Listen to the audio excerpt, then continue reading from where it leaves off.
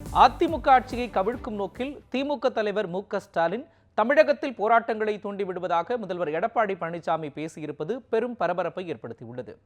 மேலும் சூழ்ச்சிகளை முறியடித்து விட்டதாக கூறி தன்னை முன்னிலைப்படுத்துகிறாரா இபிஎஸ்? இதோ விரிவாக பார்க்கலாம். எதிர்க்கட்சி தலைவர் ஸ்டாலின் எல்லா நேரமும் தன்னை பற்றியே சிந்தித்துக் கொண்டிருப்பதாக பேசியிருக்கிறார் முதல்வர் எடப்பாடி பழனிசாமி. மகாபாரத கதையில் கிருஷ்ணனை அதிகம் நினைப்பது சகுனி என்று ஒரு கருத்து உண்டு. தமிழக அரசியல் கதையில் முதல்வர் எடப்பாடி பழனிசாமி தான் கிருஷ்ணனா என்று தெரியவில்லை.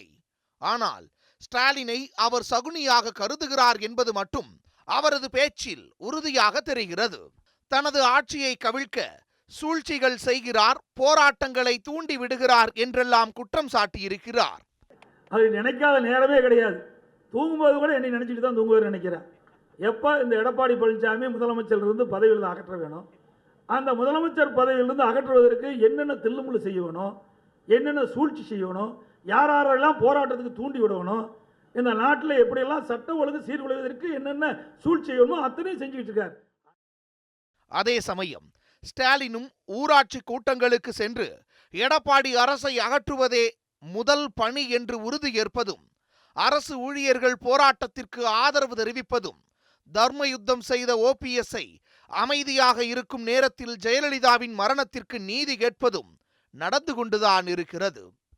இந்த இடத்தில் எடப்பாடியாரின் ஆட்சியை கவிழ்க்க உண்மையிலேயே ஸ்டாலின் பல்வேறு சூழ்ச்சிகளை செய்கிறாரா, இல்லை எது நடந்தாலும் அதற்கு பின்னால் ஸ்டாலின் தான் இருக்கிறார் என முதல்வர் தானாக கற்பனை செய்து கொள்கிறாரா என்பதையும் ஆராய வேண்டியிருக்கிறது. ஒருவேளை ஸ்டாலின் வெர்சஸ் தினகரன் என தமிழக அரசியல் இருப்பதாக கட்டமைக்கப்படும் பிம்பத்தை உடைக்கவே முதல்வர் ஸ்டாலினை தனக்கு எதிராக முன்வைக்கிறாரா என்பதையும் கவனிக்க வேண்டியிருக்கிறது. காரணம், ஸ்டாலின் கிராம சபை கூட்டம் நடத்தினால் ஏற்கனவே கிராம சபை கூட்டங்கள் சரியாக நடந்து கொண்டிருப்பதாக முதல்வர் கூறுகிறார். கலைஞரின் மகன் தவறான புள்ளி விவரங்களை பேச மாட்டேன் என ஸ்டாலின் மேடைக்கு மேடை பேச தவறான புள்ளி விவரங்களுடன் பேசுகிறார் ஸ்டாலின் என்று காரம் காட்டியிருக்கிறார். எல்லாவற்றுக்கும் மேலாக கிராமத்தில் தனது செல்வாக்கை வலுப்படுத்த ஸ்டாலின் முயன்று கொண்டிருக்க, நகரத்தில் பிறந்த ஸ்டாலினுக்கு கிராமம் குறித்து எதுவும் தெரியாது என வலுவாக தாக்குகிறார்.